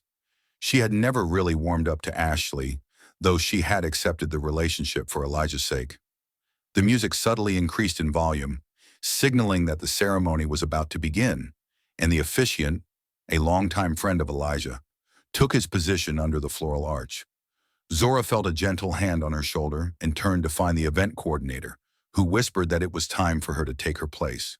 With steps that felt like they weighed a ton, she walked to her designated spot, feeling the eyes of the guests on her, some smiling kindly at the poor child who was about to gain a new mother, others simply admiring how beautiful she looked in her formal attire. "This will end today," Zora promised herself, feeling the phone secure in the hidden pocket of her dress, the evidence she had collected already organized and ready to be shown. "Either she leaves our life, or I've really lost my father forever." A murmur of admiration spread through the hall as Elijah entered, striking in his perfectly fitted black tuxedo. His face showed a mix of nervousness and joy as he discreetly greeted some guests on his way to the altar. His eyes briefly met Zora's, and he offered an encouraging smile, completely unaware of the emotional turmoil his daughter was experiencing. How could he know that smile only intensified her determination? How could he understand that for Zora, that look reinforced her belief that she needed to save him, even if it meant risking her relationship with him? The music changed to the traditional bridal chorus, and all heads turned toward the main entrance, where Ashley appeared like a vision in white and pearls. Her wedding dress was a work of art, delicate silk and lace hugging her slender figure, a transparent veil framing her carefully made-up face. She walked with the grace of a fairy tale princess, her radiant smile almost convincing even Zora for a fleeting moment. Almost, Because the girl had seen the other side of that smile, she knew the truth behind that facade of perfection. "Look at her, so beautiful, so elegant," whispered a guest near Zora, her eyes teary with sentimental emotion. "Elijah finally found someone after so much pain. They look absolutely perfect together, don't you think?" The ceremony began with the expected solemnity, the officiant speaking about the power of love to heal old wounds and create new beginnings.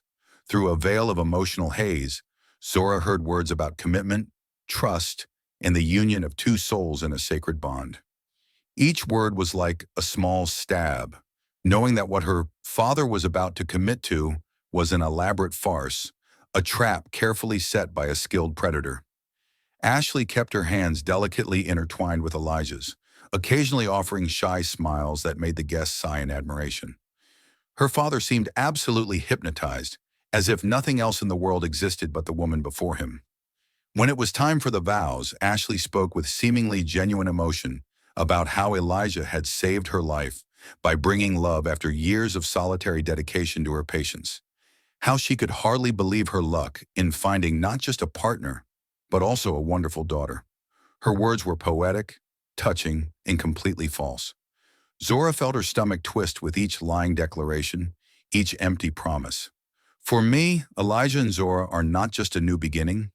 They are the fulfillment of a dream I never thought I could achieve," Ashley was saying, her voice melodiously modulated for maximum emotional effect. "I promise to honor this precious gift every day of my life, to be not just a loving wife, but also a stable and loving maternal presence for this incredible child you created." The moment was approaching rapidly. Those familiar words that Zora knew from movies and TV shows, the point of no return that would determine the course of the rest of their lives. Her heart was pounding so loudly that she feared everyone in the hall could hear it. Her hands were trembling slightly, and she tried to calm them by gripping the bouquet even tighter. The justice of the peace, after completing the formal part of the ceremony, solemnly looked at the assembly of guests and pronounced the words Zora had been waiting for.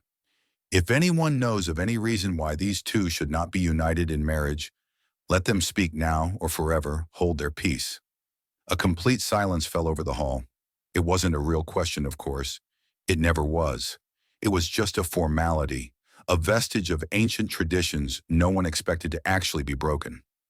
For a paralyzing moment, Zora felt frozen in place, unable to move a single muscle despite all her preparations and determination. What if she was wrong? What if somehow all the evidence she had gathered had innocent explanations? What if it destroyed her relationship with her father forever?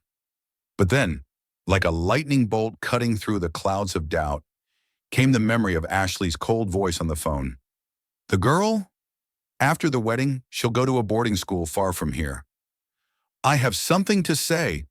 Zora's voice sounded louder and clearer than she ever imagined possible, cutting through the silence like a sharp knife. "I have a reason why this marriage cannot happen."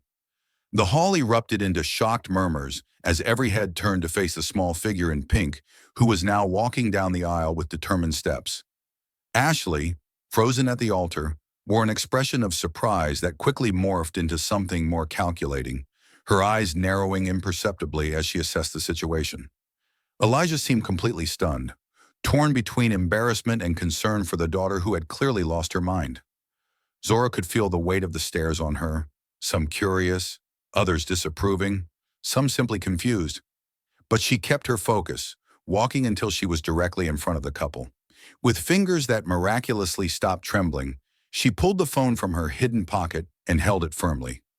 "Dad, I know you think I'm just jealous or afraid of change, but I need you to listen to me now, please," Zora pleaded, her voice full of emotion, but surprisingly steady. "The woman you're about to marry is not who she says she is. She is not Ashley Collins, the dedicated doctor you met. Her real name is Claire Donovan, and she is a professional scam artist who has done this before." The silence that followed was deafening. Ashley, or Claire, let out a nervous laugh, looking at the guests with an expression that clearly said, "Children and their imagination," before turning to Elijah with pleading eyes. "Darling, I know this is a difficult moment for Zora. Maybe we should take a short break and—" But Zora would not allow herself to be interrupted, not now when she finally had everyone's attention. She touched the screen of the phone and turned it so her father could see the evidence she had so carefully gathered. I have proof of everything, Dad, Zora continued, stepping forward to show the screen to Elijah. I found bank transfers showing that she has already diverted almost $2 million from the company to accounts in the Cayman Islands. I found emails between her and her accomplice Ryan, planning how they will take control of everything after the wedding. I have a recording of her saying she will send me to a boarding school in Switzerland as soon as you return from the honeymoon. And I found this. She swiped to the next image, showing the newspaper clipping with the photo and headline about Claire Donovan's previous scams. This is absolutely ridiculous, Ashley exclaimed, her voice rising an octave as she tried to maintain composure. Elijah, darling, you're not actually going to pay attention to these absurd accusations, are you? It's clearly some poorly done photo montage. Your daughter obviously needs psychological help to deal with her abandonment and jealousy issues. Elijah's face had gone from shock to confusion, then to intense concentration as he examined the images on Zora's phone. His training in digital security and fraud detection was taking over, his eyes meticulously scanning the details of the screenshots. These are our corporate accounts, he murmured, sliding to the next image and the next. How did you get this, Zora? And what are these transfers to CCO? I never authorized this. CCO stands for Cayman Confidential Operations, Dad, Zora explained, her heart racing with the realization that her father was finally listening, really listening.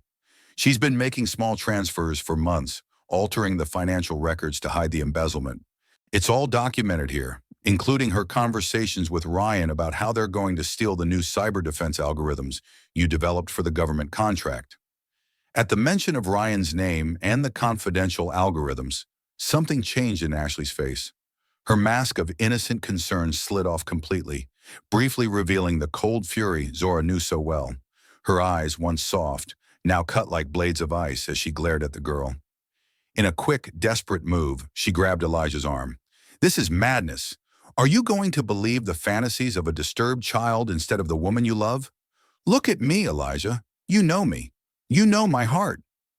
Actually, he doesn't know. Mrs. Daniels' voice rang out clearly from among the guests as the housekeeper stood up, holding her own phone. Mr. Jackson, I've spent the last 48 hours investigating Zora's suspicions. I called the Boston Memorial Hospital, where she claimed to have worked. No one by the name of Ashley Collins has ever been the head of pediatrics there. In fact, there is no record of a doctor. Ashley Collins with the credentials she presented at any hospital in Boston. The look Ashley shot at Mrs. Daniels was pure venom. For a disturbing moment, it seemed she might physically attack the housekeeper. But then her eyes quickly swept across the room, calculating the odds, assessing escape routes. Elijah was now fully focused on the evidence, scrolling through the images on Zora's phone with growing horror on his face. With each new revelation, his expression hardened, the realization of the monumental deception finally breaking through the fog of love that had clouded his judgment for months. These are our internal bank accounts, he said slowly, as though trying to process the magnitude of the betrayal. Files that could only have been accessed by someone with my personal login.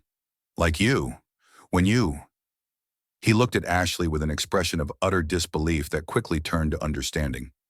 The night you insisted I show you how to access the company's financial records on my personal laptop. You weren't really interested in my work, were you? Ashley, or Claire, seemed to be quickly reassessing her situation. Her calculating gaze swept the room, noting that Isaiah and Thomas, realizing the gravity of the moment, had discreetly moved to block the main exits. Her posture subtly shifted, like a cornered predator preparing for one last desperate attack. With a fluid motion that caught everyone off guard, she ripped the bouquet from Zora's hands and shoved the girl with enough force to send her stumbling backward. You little meddler, Ashley hissed, all pretenses of kindness completely abandoned as her refined accent gave way to something rougher and harsher. You had no idea who you were dealing with. I would have sent you to a boarding school so remote that your father would have forgotten you existed in 6 months. The room erupted into chaos, guests jumping from their chairs, exclamations of shock echoing off the walls. Isaiah and Thomas rushing forward to intervene. But Elijah was faster, positioning himself protectively in front of Zora, his face a storm of contained fury. "Don't you dare touch my daughter," he said, each word spoken with an icy precision that Zora had never heard before. "Isaiah, call the police immediately. Thomas, make sure no one leaves this room." Realizing her plan had completely collapsed, Ashley made a desperate move toward the side exit, shoving guests aside in her haste to escape. For a moment, it seemed she might make it. The element of surprise was on her side, and the confusion in the room created the perfect chaos for a getaway. But she didn't make it halfway to the door before two hotel security guards, alerted by the commotion, blocked her path. At that precise moment, the main doors of the hall opened, and a tall man with short brown hair and a poorly fitted navy suit entered, his face showing confusion as he surveyed the chaotic scene in front of him.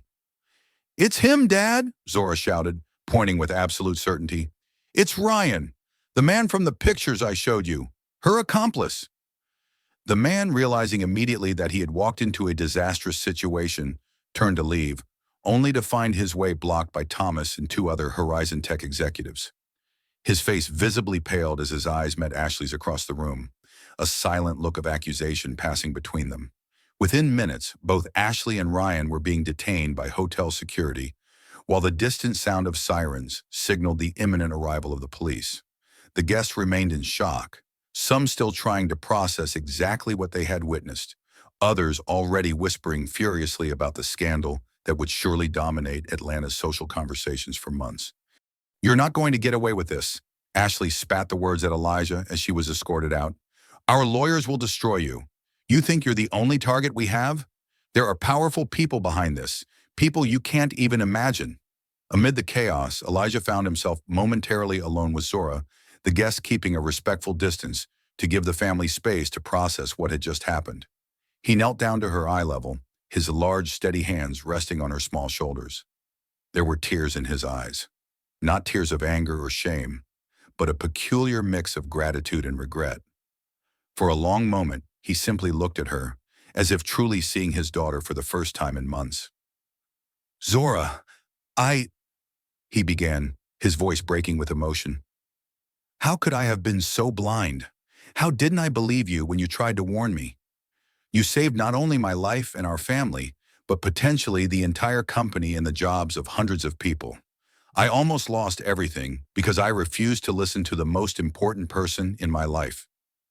Zora, feeling the weight of the world finally lift from her small shoulders, threw her arms around her father's neck, tears of relief streaming freely down her cheeks.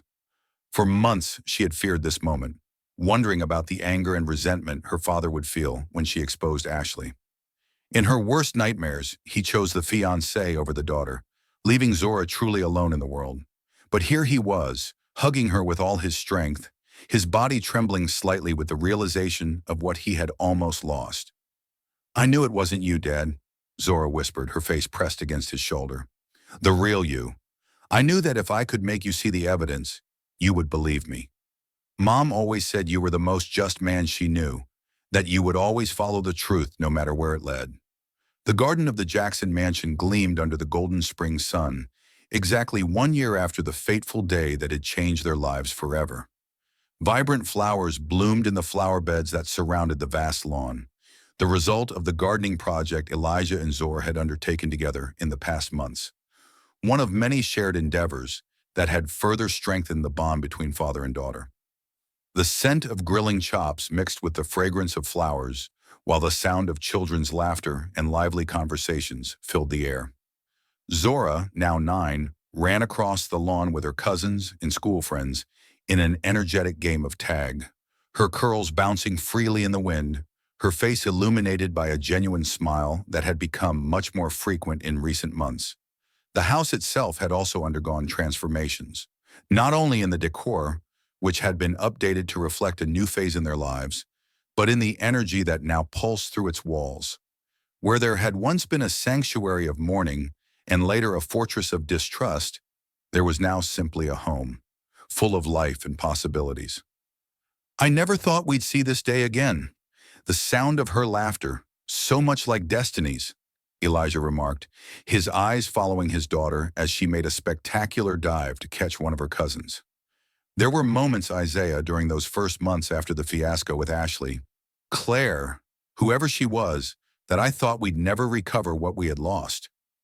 Isaiah, holding a cold beer and overseeing the grill, nodded understandingly. The two brothers had grown even closer over the past year, with Isaiah taking on an even more significant role, both in the business and in Elijah and Zora's personal lives. The scandal that followed the near catastrophe of the marriage could have destroyed many families, but the Jacksons had emerged stronger, coming together against adversity. Isaiah flipped the chops on the grill with precise movements, before turning to his brother, his eyes reflecting both pride and relief. For a moment, both men watched in silence the group of children playing, the sight a stark contrast to the tension and fear that had dominated their lives just 12 months ago. "That little girl saved more than just your fortune, you know," Isaiah finally said, his voice heavy with emotion as he gestured with the long barbecue tongs toward Zora. "The FBI told me that based on the documents they found on Claire and Ryan's devices, they were connected to an international network specifically targeting tech executives because of their access to government security systems. What they really wanted was much more dangerous than just your money, brother." The shadow of what could have been briefly hovered between them before being dispelled by the sound of more laughter. In Elijah's mind, images from the last 12 months flashed like slides in a presentation. The first joint therapy session, where he and Zora had finally begun to process not only the recent trauma, but also the unresolved grief from the loss of Destiny. The spontaneous trip to Florida, where they had spent days building elaborate sandcastles and hunting for shells along the coast. The night Zora had a terrible nightmare about Ashley returning to separate them and how he had held her hand for hours, promising he would never again doubt his instincts. Each memory marked a step in their healing journey, a brick in the reconstruction of the trust that had been severely shaken by Ashley's betrayal. "You know what the therapist told me in my individual session last week?" Elijah asked, lowering his voice so only Isaiah could hear. "She said she had rarely seen a child with Zora's resilience. That many children would have developed severe trust issues after what she went through, not being believed by her father, being threatened by someone in a position of power over her. But Zora used the experience to become stronger, to trust her own voice even more." The barbecue party was in full swing now, with friends and family scattered across the spacious garden. Mrs. Daniels, still the family's loyal housekeeper, was circulating among the guests with trays of fresh lemonade, her status in the house having been elevated after the crucial role she had played in confirming Zora's suspicions.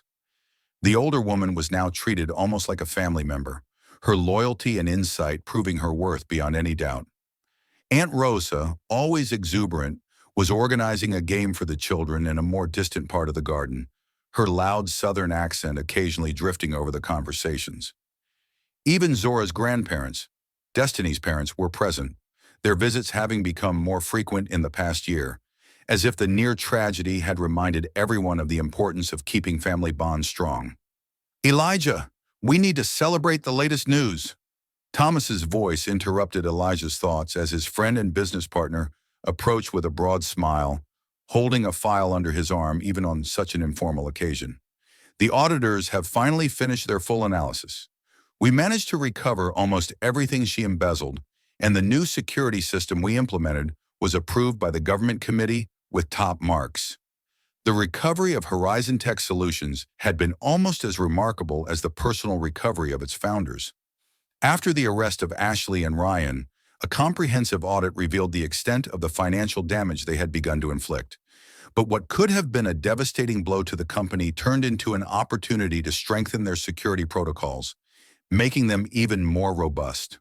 A lesson Elijah had later incorporated into the services they offered to their clients, turning a potential disaster into a competitive advantage.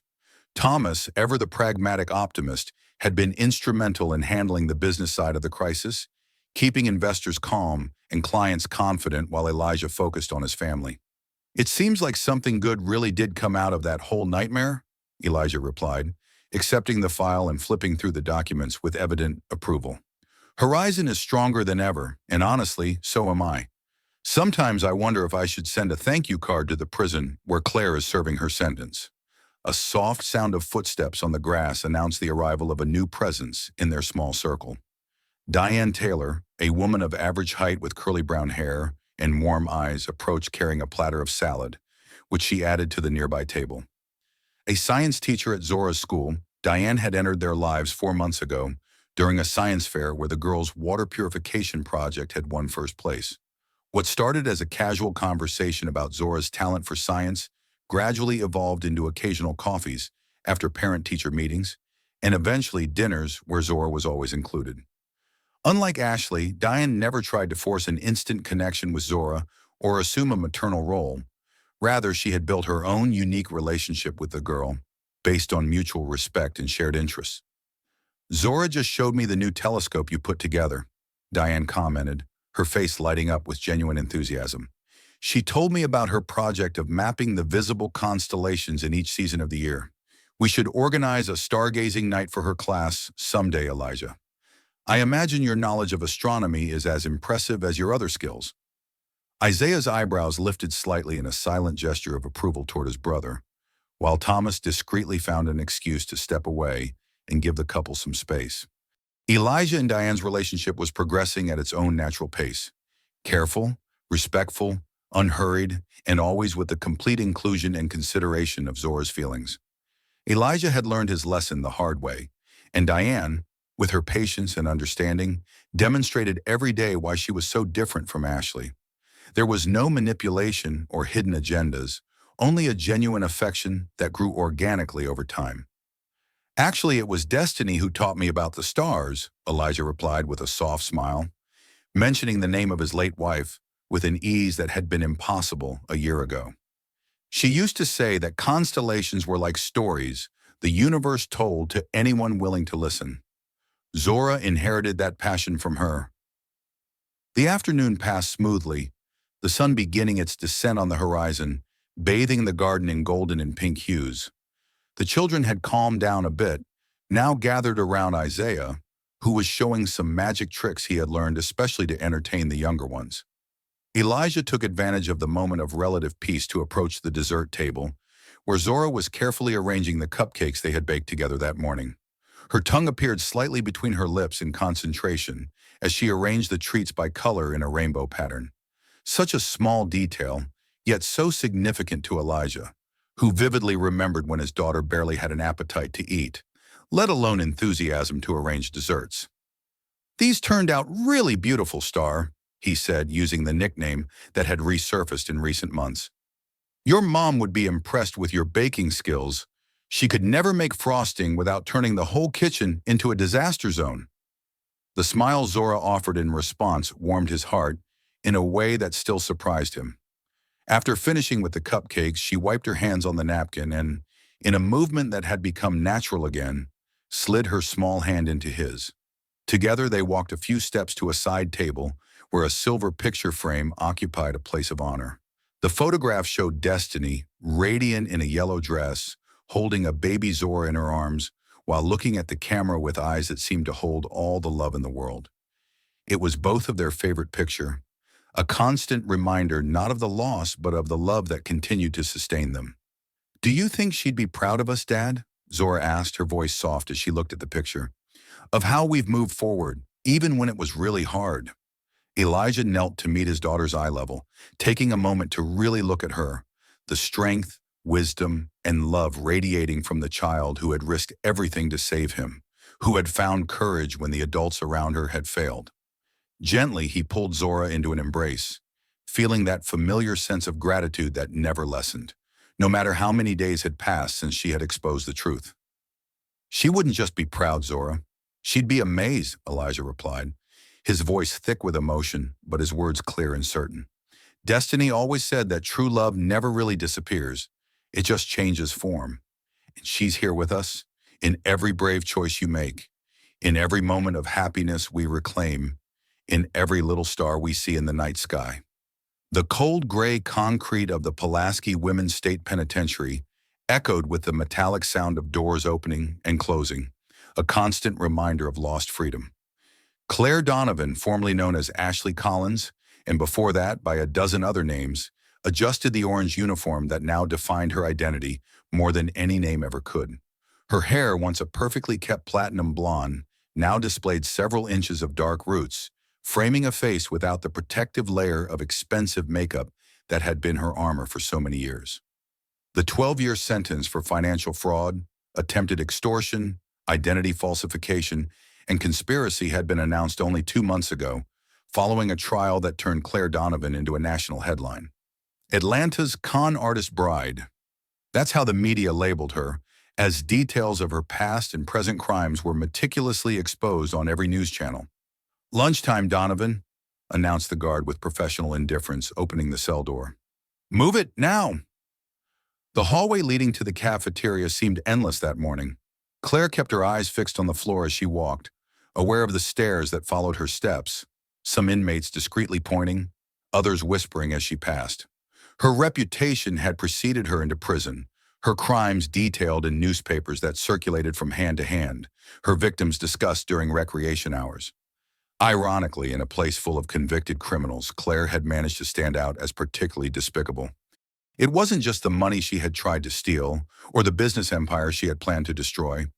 It was the way she had manipulated the vulnerability of a widower, how she had cruelly treated a child still grieving the loss of her mother.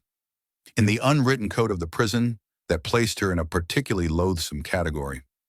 "Look, the Princess of Atlanta decided to join the common people for lunch today," muttered one inmate to her table mate, loud enough for Claire to hear as she passed. "I heard she told the judge she wouldn't survive a single day in a state prison. Looks like she's going to have to survive 4,380 days, huh?" The cafeteria buzzed with activity and conversation as Claire entered, the cacophony momentarily subsiding as eyes turned in her direction. With mechanical movements, she grabbed her tray and received portions of unrecognizable food from the kitchen staff. No more gourmet meals at five-star restaurants. No more expensive wines or champagne celebrating another successful scam. Now there were only processed carbs and cheap proteins, served by people who looked at her with the same disdain reserved for the trash they removed from the trays at the end of the meal. With her tray in hand, Claire hesitated briefly, her eyes scanning the cafeteria for a place to sit. The tables were arranged by unofficial affiliations, gangs, ethnic groups, territories, all with invisible but rigidly maintained borders. For someone like her, new and universally despised, the options were limited. "You can sit here, Donovan. We always have space for celebrities," said an older woman, patting an empty space next to her, with a smile that didn't reach her eyes. With no real alternative, Claire slid into the indicated seat, keeping her eyes low and focused on her food. The woman next to her, with gray braided hair and arms covered in faded tattoos, studied her with the intensity of a predator sizing up its prey. Around the table, other inmates stopped their conversations, suddenly interested in the newcomer. The silence that fell over the group had a tangible weight, oppressive like the air before a violent storm. Claire tried to ignore it, focusing on cutting what appeared to be a piece of mysterious meat on her plate. Her fingers, once adorned with expensive rings and perfectly manicured nails, were now bare, with uneven cuticles. "You know, we're all curious," began the older woman, leaning in closer. "How does someone look into the eyes of an 8-year-old child and tell her they're going to send her away after stealing everything her father built? That's a special kind of cruelty that even some of us here can't help but be impressed by." The words dropped heavily, each syllable a reminder of the actions that had led Claire to this moment, to this place. Around the table, the small group of inmates now openly stared at her, waiting for an answer that could justify the unjustifiable. Claire felt her face heat with a mix of shame and defensive anger. Yes, she had been caught, but she wasn't so different from many of the women around her. They had all made choices, crossed lines, broken laws. Who were they to judge her? "You don't know anything about me or my life," Claire finally replied, her voice softer than she intended. "I did what I had to do to survive, just like all of you." A collective laugh, devoid of any genuine humor, rippled through the group. The older woman shook her head, like a teacher disappointed in a particularly dense student.